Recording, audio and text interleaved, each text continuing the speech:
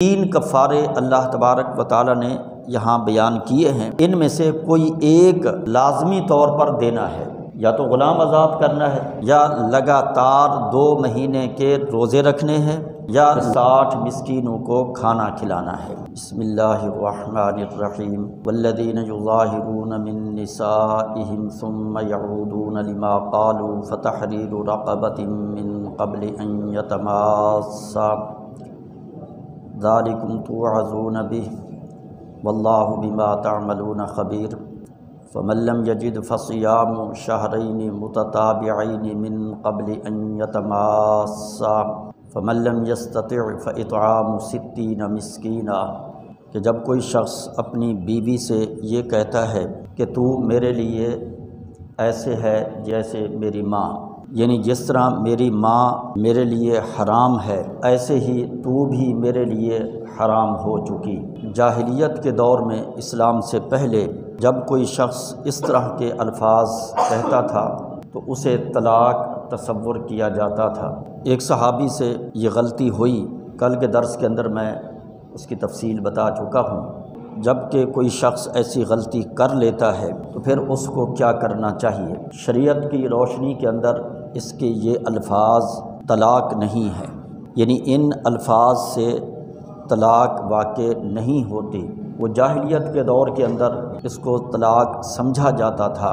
نبی اکرم صلی اللہ علیہ وسلم نے خولہ رضی اللہ تعالیٰ عنہ ان کے واقعہ کے حوالے سے اسے طلاق نہیں قرار دیا، لیکن اس بات کی اہمیت کے پیش نظر اللہ وحدہ لا شریک نے اس کا کفارہ بیان کیا ہے۔ فرمایا والذین یظاہرون من نسائہم ثم یعودون لما قالوا، جن لوگوں نے اپنی بیویوں سے زہار کیا ہے اور پھر اس کے بعد جو انہوں نے کہا وہ اس کی طرف لوٹتے ہیں، یعنی بیویوں کی طرف آنا چاہتے ہیں، اپنی بات سے وہ رجوع کر رہے ہیں، تو وہ رجوع ایسے نہیں کر سکتے۔ فتحریر رقبۃ من قبل ان یتماسا، بیوی کو ہاتھ لگانے سے پہلے انہیں ایک غلام آزاد کرنا ہے۔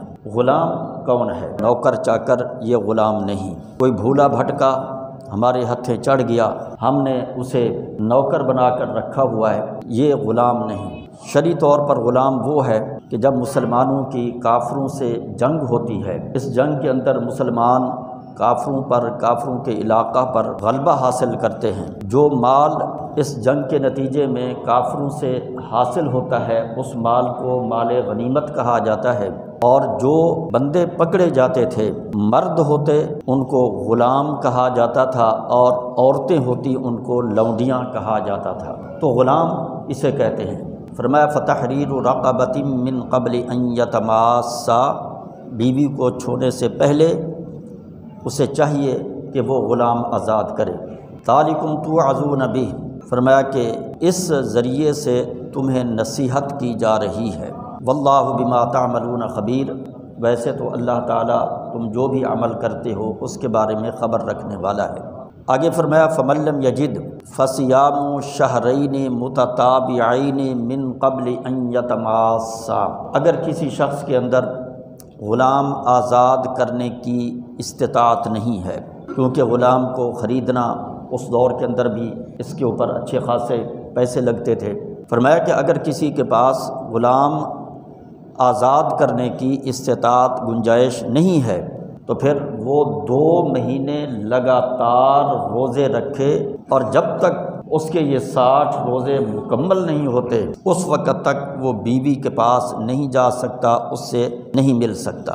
اگر کسی کے اندر روزے رکھنا 2 مہینے کے لگاتار اس کی بھی استطاعت نہیں ہے، کسی بیماری کی وجہ سے، بڑھاپے کی وجہ سے، یا کوئی اور عذر ہے، تو فاطعام 60 مسکینا، تو پھر 60 مسکینوں کو کھانا کھلانا ہے۔ 3 کفارے اللہ تبارک و تعالیٰ نے یہاں بیان کیے ہیں، ان میں سے کوئی ایک لازمی طور پر دینا ہے، یا تو غلام آزاد کرنا ہے، یا لگاتار 2 مہینے کے روزے رکھنے ہیں، یا 60 مسکینوں کو کھانا کھلانا ہے۔ تو بہرحال یہ اللہ تبارک و تعالیٰ نے زہار کا کفارہ بیان کیا ہے، اور یہ بتلا دیا کہ اس طرح کی بات کہنے سے بیوی حرام نہیں ہوتی، لیکن یہ بات اللہ تبارک و تعالیٰ کے نزدیک انتہائی اہمیت کی حامل بات ہے، بہت بڑی بات ہے۔